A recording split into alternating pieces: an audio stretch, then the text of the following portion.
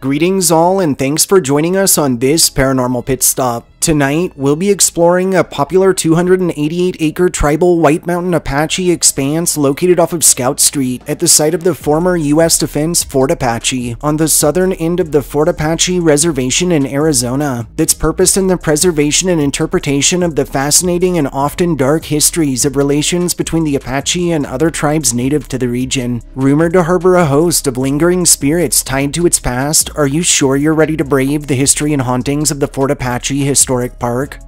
Historically, through July of 1869, one Major John Green of the 1st Cavalry would lead an expedition over the White Mountains in what was, at the time, the Arizona Territory. And on his journey, his party would be greeted as friends by Escapa, a Sibicu Apache chief who Green's army recognized as Miguel. Escapa would invite Green and his men to his village, where they would be treated well as honored guests. Following the forming of a bond with Miguel's tribe, Green would return to the village in November and would meet with local chiefs who would agree on the establishment of a protective military outpost. Through May of the following year, being of 1870, some of what was recognized as Camp Ord's first structures were erected. Through February of 1871, the site would be re-established as Camp Apache. In 1873, Camp Apache would be recognized as a permanent post, and in 1879, the site would undergo one final name change as its status was elevated to Fort Apache. For a time, the fort and surrounding lands were relatively peaceful. However, in 1881, problems arose when, due to the rapidly rising number of settlers to hit the region, the Apache became nervous about losing their ancestral lands. It was during this time that a large number of Apache began following the word of a medicine man and professed prophet known as Nicataclin, after which, through August of the same year and out of fear of an uprising, this wise man was taken into custody.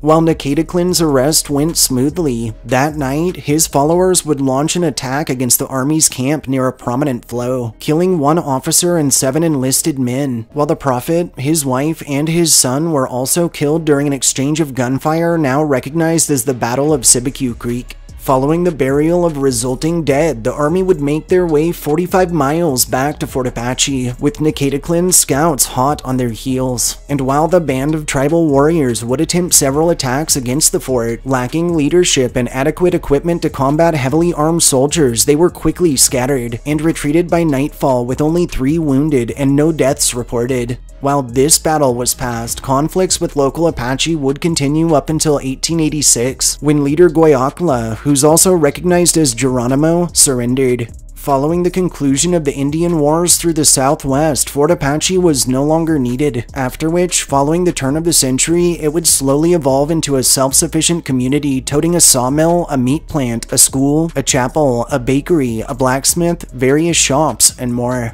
Until 1923, Fort Apache would remain in use, preceding which, it was turned over to the Bureau of Indian Affairs, who would in turn establish the Theodore Roosevelt School on site as a boarding school purposed to provide educational services to tribes native to the region. Notably, while this school sat on Apache tribal lands, it was actually aimed at educating Navajo youth while introducing those who'd spent most of their lives within their own reservations to non-native customs. Over the years, this point of significance and surrounding lands and communities would continue to grow, and more recently, in 1976, the site's weathered buildings were added to the National Register of Historic Places. The Fort Apache Historic Park remains open into the present, offering a full museum, a mess of trails, its own cemetery, and no less than 27 authentic historic buildings, some of which actually remain in use to this day. Chillingly, but not surprising in the least, the whole of this weathered expanse is rumored to harbor literally countless spirits, spanning from ancient native entities up through the fort's years of usage and even into more modern eras, and those braving its bounds have reported a range of encounters with the otherworldly, including strange lights sighted bobbing within closed-down buildings after dark, ghostly faces spied peering from windows, and orbs captured in the backgrounds of photography and video.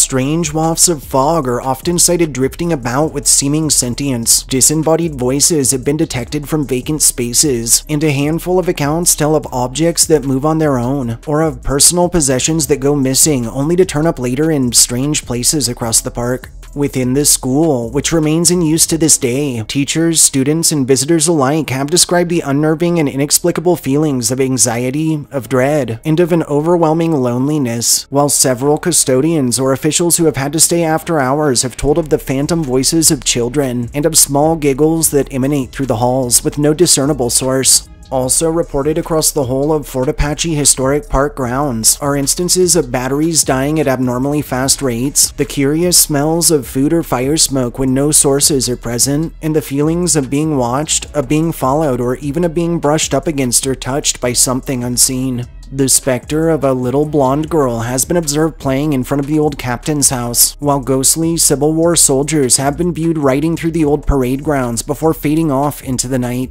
Lastly, while Fort Apache was still active, its aforementioned cemetery would host the interments of soldiers, Apache scouts, civilian employees, and family members alike. And following the defense's deactivation in 1922, the remains of most non-Apache burials would be moved to Federal Cemetery in Santa Fe, New Mexico. While Fort Apache's burying grounds are still occasionally put to use by the community to this day, the past desecration of so many bodies is claimed to have left a good number of souls at unrest, and those visiting or even just passing by the yard have reported ghoulish figures and full-bodied apparitions in clothing spanning the eras and various cultures that roam about, some claim, as they search for their missing bodies.